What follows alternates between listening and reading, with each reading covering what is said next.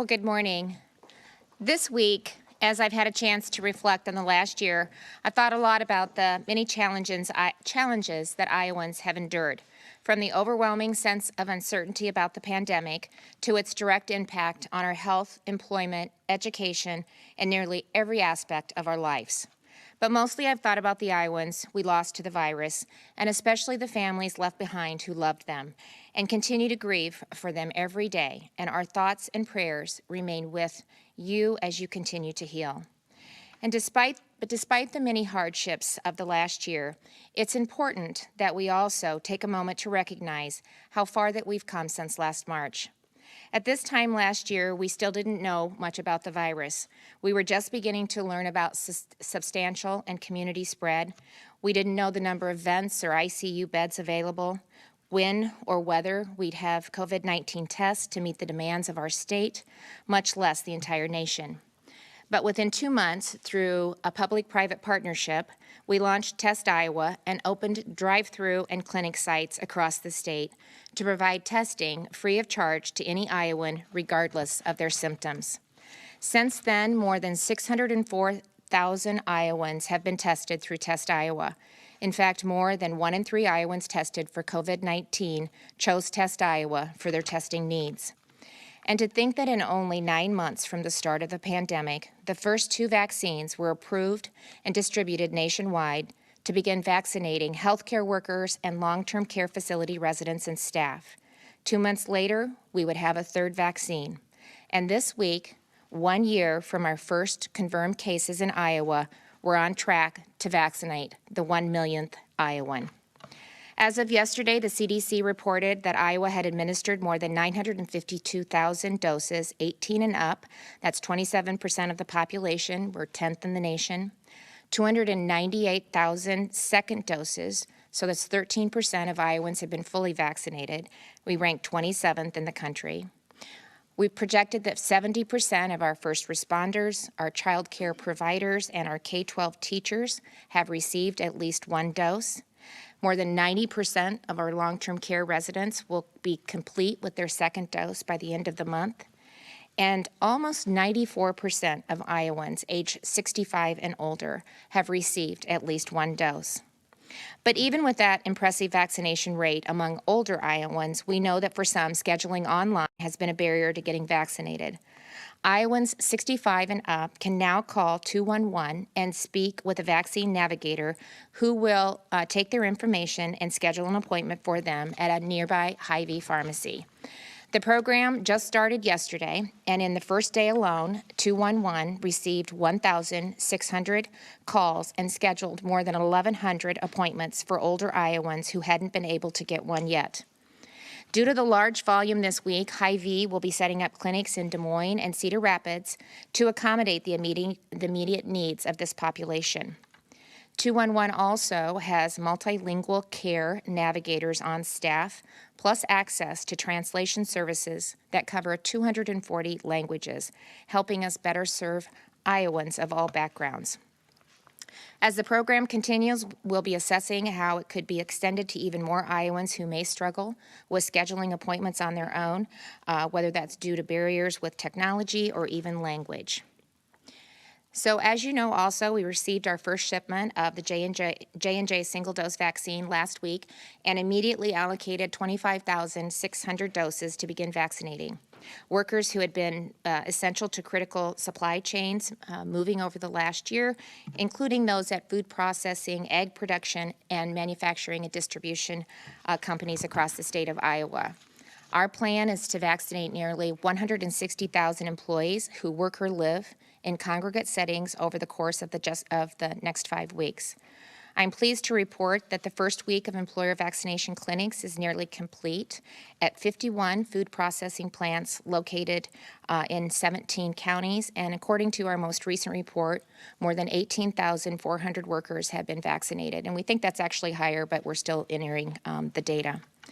While Johnson & Johnson allocations will fluctuate until till later this month, we, with minimal amounts of J&J in Iowa with minimal amounts being allocated, Iowa may receive at least 4,000 doses, and then once we receive those, we'll allocate those, and then next week, hopefully with more J&J, we'll restart workforce vaccination efforts across the state. Many companies have already arranged to host vaccination clinics for their workforce with their local public health departments or local Hy-Vee pharmacies. So we'll continue to make progress even as we wait for our Johnson & Johnson vaccine allocations to resume and stabilize.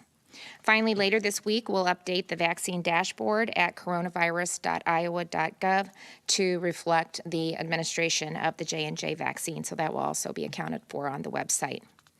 As vaccine production continues to ramp up and the White House projects weekly vaccine allocations to increase in the immediate weeks ahead, we've been able to further expand eligibility to include individuals aged 16 to 64 with pre-existing health conditions that could put them at risk for more serious illness from COVID-19. Expanding eligibility was also necessary because a number of the counties were nearly done vaccinating other eligible groups in their area. And as I've said before, we need to do everything that we can to keep this vaccine moving. Nothing should unnecessarily hold up the process. So when counties are ready to move to the next eligibility tier, we must enable them to do so. We also want to help counties keep pace as the number of vaccine doses and eligible Iowans continue to increase. Last week, I did have the opportunity to visit two extremely impressive community vaccination clinics, and I got the opportunity to see firsthand the level of coordination that it takes to ensure not only a high throughput, but really how seamless the operations were put together from start to finish. On Friday, I visited a clinic that was hosted at Vermeer Corporation in Pella with the Marion County Public Health. And then on Saturday, I went to Fort Dodge, where the Webster County Public Health Department held a clinic at the Crossroads Mall. Both were just outstanding examples of communities working together and leveraging their unique strengths to serve a public need. Today, I am pleased to be joined by David Corbin. He's the Vice President of Environmental Health and Safety and CIO at Vermeer Corporation. And David is going to highlight how Vermeer approached their local public health department to offer their facility for hosting community clinics and then designed a process to ensure efficiency and scalability. So clinics could grow as vaccine supply increases and more people become eligible. So David? Good morning, and thank you, Governor Reynolds, and thank you to your team for leading our state through this difficult time. I think many of us see a light at the end of a tunnel at this point in time. I also want to thank young lady Jen West and her team for their daily care of our Vermeer team and their families. Jen is also a Premise Healthcare team member and manages our Vermeer on-site clinic. And lastly, a big thank you to Kim Dorn. Kim and her team are at Marion County Health, and I want to thank her for their resources, wisdom, and direction. You see, Vermeer Corporation is not a healthcare clinic. We are an equipment manufacturer. We develop, deliver, and service industrial and agricultural equipment for the benefit of our customers and our communities. In doing so, our focus is on process improvement and teamwork. You know, team, together, everyone accomplishes more. So caring for our team members, their families, and our community members is of core importance to Vermeer Corporation. It's part of our core values and principles. For some time now, we've worked alongside Premise Health to offer Pella team members an opportunity to use an on-site clinic and pharmacy, in addition to other area healthcare providers like Pella Regional Health Center.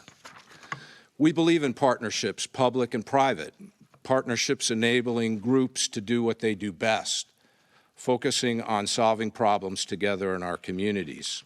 As many of you have done when this pandemic started, we stood up a response team in a call center, promoting protocols and providing direction to positively influence the health of our team members and their families. Before vaccines were available, we partnered with Premise and Marion County Health. We procured the necessary equipment, set up in a portion of our Vermeer Global Pavilion, which you can envision it to be about the size of a football field. We set up a vaccination process and applied for a pod, or point of dispensing. Following the orders set forth by and under the direction of Marion County Health, our shared objective is to offer vaccines to our community members. And together with Marion County Health's leadership, we continue to revise and improve the process. So, on February the 5th, we held a small test clinic for 200 people. And last Friday, as the governor mentioned, 10 nurses and 60 volunteers vaccinated 800 people. And we believe through that experience, we can vaccinate as many as 2 times that amount in a day. Using a mass vaccination clinic approach like this is scalable as supply and eligibility increases. We knew that the vaccine supply would initially be the limiting factor, and then anticipated the limiting factor might shift to distribution. We want to encourage other organizations throughout our state to consider standing up similar operations, and if we can help, we'd be more than willing to share what we've learned in the spirit of teamwork and caring for people. We are ready for the vaccines, Governor. We've proven together we can do this, and we're excited to help move our community and our state out of this dark tunnel and into the light. Thank you very much. Thank you, David. Vermeer certainly brings a unique skill set to the effort, and it is a real testament, I think, to the value of teamwork between your organization and the local Department of Public Health to serve the people in your area. So thank you so much for stepping up to make this possible. I also want to thank the Marion County Public Health team and the team in Webster County for the work that you've done and continue to do in your communities as well, and maybe we'll get a chance to highlight their process as well. It was a pleasure visiting your clinics last week, and it makes me so proud to see this type of progress happening across the state. So let's keep it up, and thanks to everyone for everything that they're doing. So finally today, I want to address another important topic, and that is Iowa's child care crisis. Access to affordable high-quality child care in the state of Iowa is certainly an issue that precedes the pandemic, but it was intensified during it. From the public health threat that caused some child care centers to reduce spots or close entirely to the economic impact on so many Iowa families, the shortage of child care was again in the spotlight. It's an issue that we seem to tackle every year, but we've yet to come up with the solutions that not only resolve the immediate needs of working parents, but it creates a long-term sustainable system. In its final report to me, the Economic Recovery Advisory Board identified child care as the #1 opportunity for economic growth as we continue to navigate our recovery from COVID-19. And they recommended convening a group of Iowans to develop a strategic plan. I'm pleased to announce that later today, I'll be issuing my 8th executive order establishing the Governor's Child Care Task Force, which will be chaired by Emily Schmidt. She is the General Counsel of Sukup Manufacturing and a working mom who served on the Economic Recovery Advisory Board and is passionate about improving access to child care for hardworking families. I'm really grateful that Emily is here with me today to provide some additional information about the opportunities ahead and really her goals for the task force during its 100-day work session. Emily?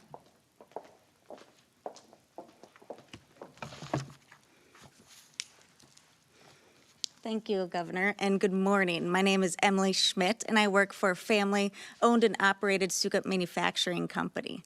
And I'm a mother of 2 daughters, and my husband, Andy, also works. And we have many family, friends, and colleagues who are also working parents. And it was an honor to serve on the Governor's Economic Advisory Board, and our goal for that was to identify areas of strategic growth for Iowa as we move forward from this COVID-19 pandemic. The report we released just this past month identified the priority to confront and address Iowa's child care crisis. While Iowa has the highest rate in the entire country with households of all parents working, we also face a shortage of high-quality childcare in every corner of the state. One estimate calculates this shortage to be 350,000 childcare slots statewide. One term you're going to find in the report says, or uses, is childcare desert. This means that there are 3 or more children that need care for every one existing childcare slot. Unfortunately, 23% of Iowans live in a childcare desert. When you look at rural Iowa, which is where our manufacturing facility is in Sheffield, Iowa, this stat goes up to 35%. One of my goals with this task force is to take an expansive view of Iowa's childcare needs. I work in manufacturing sector, which is Iowa's top by GDP. I've seen firsthand that childcare availability directly impacts our workforce. We also cannot ignore that 60% of the workers that left the workforce in this past year were women. The pandemic has disproportionately affected women's opportunities for pursuing their for careers and advancement, and that is a reality that we cannot accept. Some of our actions for this task force will be to study successful delivery models from other states. We will work to identify the correct regulatory environments to foster both safety and quality. We are also going to think of how to incentivize Iowa employers to be partners with this child care assistance. And we're going to measure our success with the goal of increasing Iowa's child care slots by 50% within 5 years. Governor, thank you for taking such swift action on this task force because it's going to benefit all Iowa families. And big challenges really require bold solutions. And within the next 100 days, we're going to have necessary and productive conversations on this topic because we're going to be addressing this major challenge facing us Iowans. Thank you, Governor.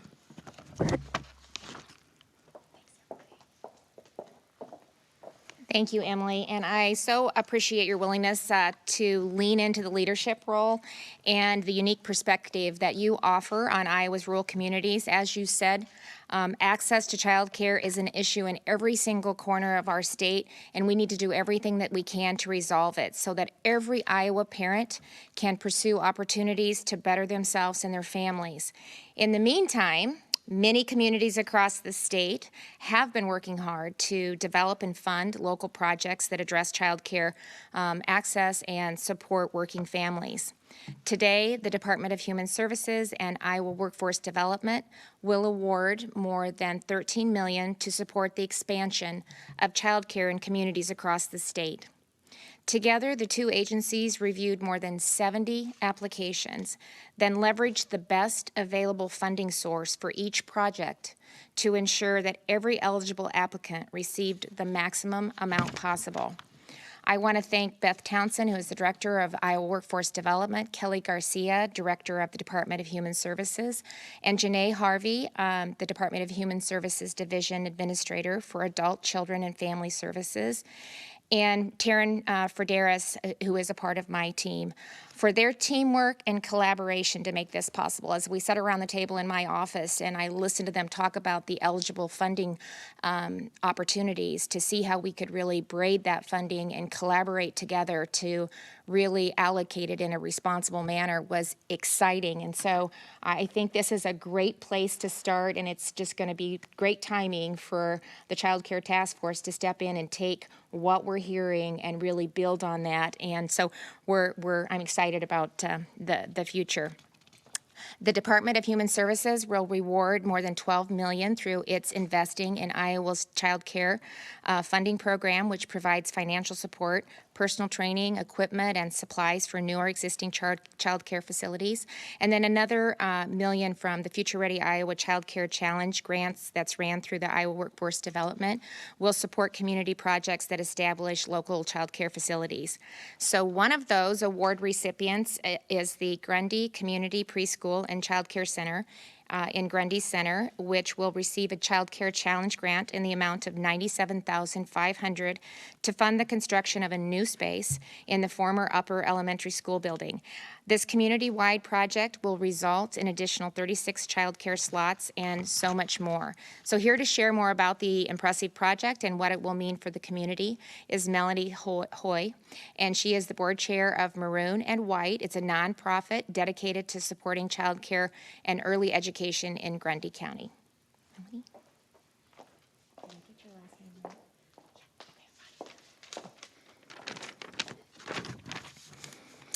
Thank you, Governor Reynolds, the state of Iowa, and Iowa Workforce Development. I am delighted and grateful that you have chosen our project for one of your awards for the Future Ready Iowa Child Care Challenge Grant. The nonprofit Maroon and White was formed with a vision and purpose to accomplish two things: to restore and preserve a school building in our community and to increase availability for quality, affordable child care services. An alumnus who attended the school in this very building kicked off our project with a very generous donation of $500,000. And it's been interesting, to say the least, to attempt to fundraise amidst a global pandemic, having to cancel many in-person fundraising events, but yet we have persevered.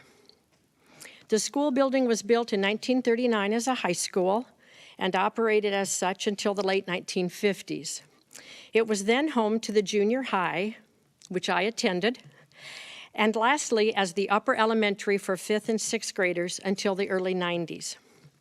Since then, the only licensed preschool in Grundy Center has operated in the building, along with the YMCA before and after school programs, the Y Summer program, along with Head Start offices. The project, which we have named the Kid Campus, will completely renovate the entire structure to not only allow the current tenants to remain, but will also allow the community daycare to relocate into the building. Both the Grundy Community Preschool and Daycare have significant waiting lists.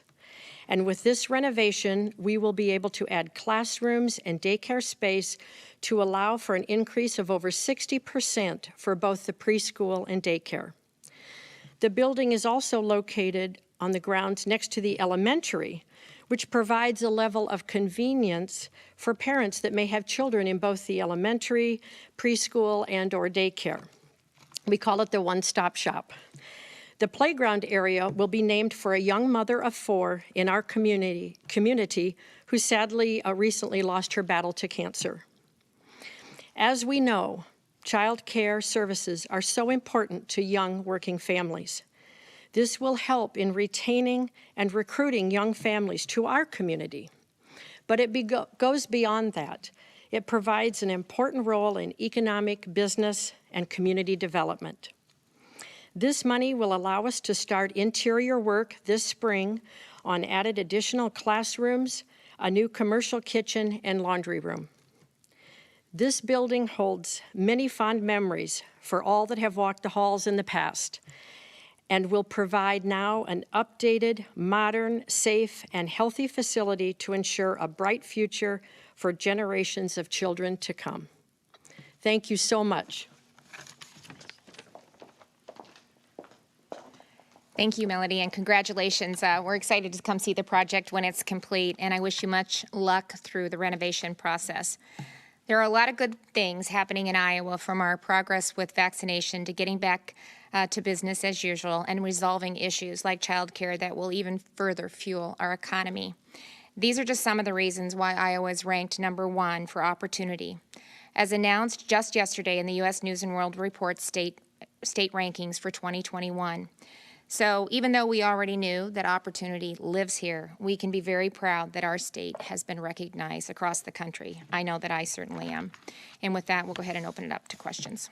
Governor, why not open vaccinations to everyone? There are a couple of states that have done that already, especially since there's no requirement that a person getting a vaccination prove that they have one of the conditions which would Yeah. put them on the list currently? So I think we have a good process in place, Kay, and as we see those numbers continue to increase and we continue to open up and vaccinate more and more Iowans, we'll take that next step. But right now, because of the progress that we've made with 65 and up, because we've had 70% of our first responders, daycare providers, and teachers that have been vaccinated, we're now able to open it up to essential workforce, manufacturing, as well as individuals that are homebound with disabilities and individuals that are 18 to 64 with underlying conditions. And honestly, that's a large segment of our population. And so in sense, we have somewhat done that. But I think we've demonstrated that as we continue to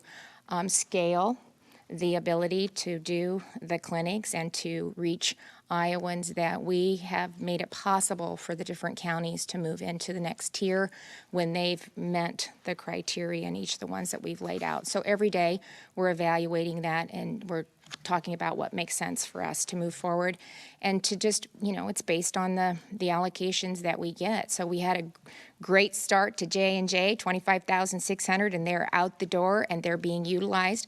But we may not get anything this week, or at a minimum 4. They're not saying what we'll get the following week. Now, with the partnership with Merck, we know that they've projected will increase significantly, especially by the end of June, but we're not there yet. And so we saw our retail pharmacy numbers went down just a little bit this week as well. So we just need a little bit more stability, and then we can start to continue to have those conversations. Governor, related to Kay's question, we've heard Iowans who are not eligible to get a vaccine in their home county are going to neighboring counties Yep. where they might be eligible. Is that appropriate? Yeah. If they can, you're seeing that with some of the regional sites. I mean, when I was up in Fort Dodge this Saturday, they were vaccinating individuals from probably a 60-mile radius. So, people are calling and trying to figure out where they can get a vaccine, and I think they're willing to drive. So it's an Iowan that's getting the vaccine, and I think that's fine. Governor, Iowa is receiving international attention because there's a Des Moines Register journalist who's on trial after she was arrested while reporting on a protest. There's a lot of concerns about press freedom.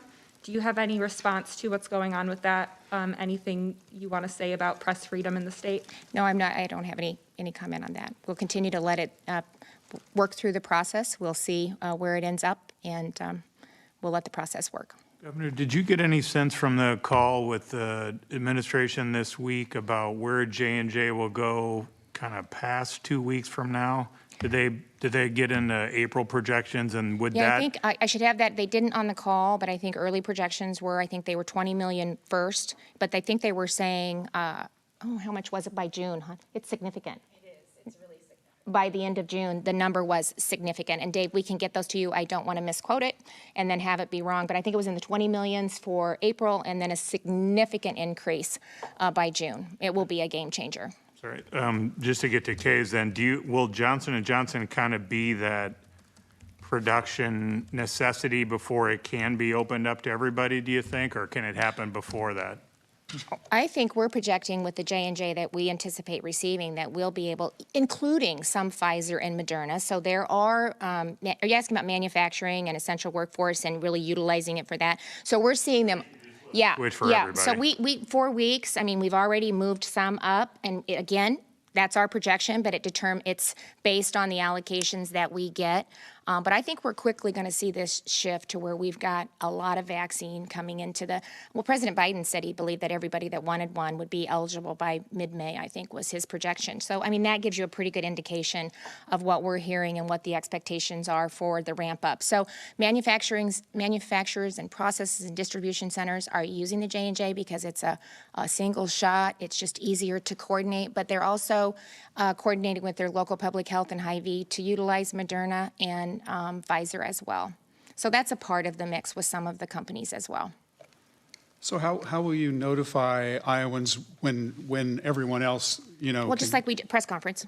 You know, and so it'll come through the shortage order is how it will happen, just like we did before. And the reason, you know, we made the change on that, David, is because some of the counties were through, and I do not want them sitting on vaccines. That's the last thing we want. We want to make sure that we're doing everything we can, especially while they're limited, to get them into the arms of Iowans. And so they're ready to go, and we want to make sure that we're not the ones that are holding them up. So if you're there, you can move through the different tiers. Not everybody is at that place in some of our larger communities, but they're getting close. So someone who's 50 years old and has no underlying conditions, you're thinking maybe sometime by May? I mean, I'm just 50. I think it will I'm just probably be, pulling out I don't know. We'll see. Okay. But I'm very cautiously optimistic that we're going to continue to see these numbers go up. We're doing a good job of getting, you know, a large percentage of the populations that we're targeting vaccinated, which allows us to move on. It's just the first week in March, right? Are we still the first week in March? Yeah, no, second? Okay, second week in March, second, okay. So I think we're going to see a big change at the end of March into April. April's going to be a big month. Governor, I've been seeing some reports about like a surplus of vaccines out there. The last report I saw was like 1.1 million vaccines being allocated to the state of Iowa, but only about maybe 600,000 being administered. Now, of course, I do see your recent report saying it's now close to 1 million doses being administered, but what has there been like a lag then in reporting between shots getting arms and shots getting to the state? Well, as I indicated in my remarks, we anticipate vaccinating the millionth Iowan by this week. Sometimes it's a lag in the reporting, but I think we're getting better on that as well. But there's not a surplus of vaccines in the state of Iowa. Let's just make that clear.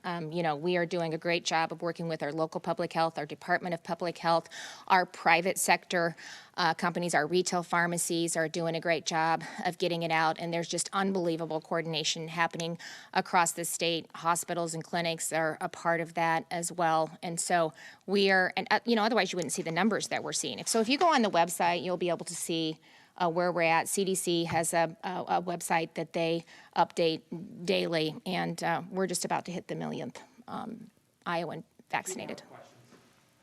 Do you have a deal on broadband, and what is it? Well, it's never done until it's done, Kay, but we're having some really constructive conversations from the policy piece of broadband.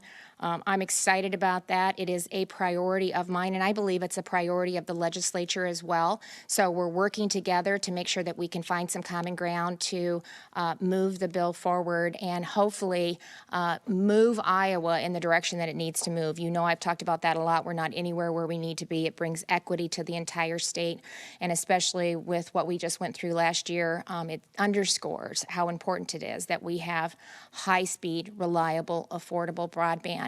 And we just allocated that last $15 million that we had to hold because we couldn't get it done within the year, and when they extended that. And we had a lot of interest in that, 3 times the amount request of the $15 million. So I think we've got kind of the right parameters in place to get this money out the door and start to get Iowa connected, competitive, and give every opportunity for every single of the corner of the state to grow and succeed. The state having received about 25,000 doses of Johnson & Johnson last week, when do you anticipate the next time the state will have this many doses coming in? You mentioned June as a ramping up. Yeah. Is that going to be the next time? Well, so we're hoping minimal, or if we don't know if we'll get any, potentially 4,000 is what we were told on the call the other day. That's about the percentage of we get for the overall allocation. Next week, I think it'll still be probably a little volatile, and then we're hoping the week after that we'll start to see them ramp back up. But I'll know more next week at the press conference because we will have had a White House call, and so we'll have maybe a better idea of what those numbers look like next week. Okay?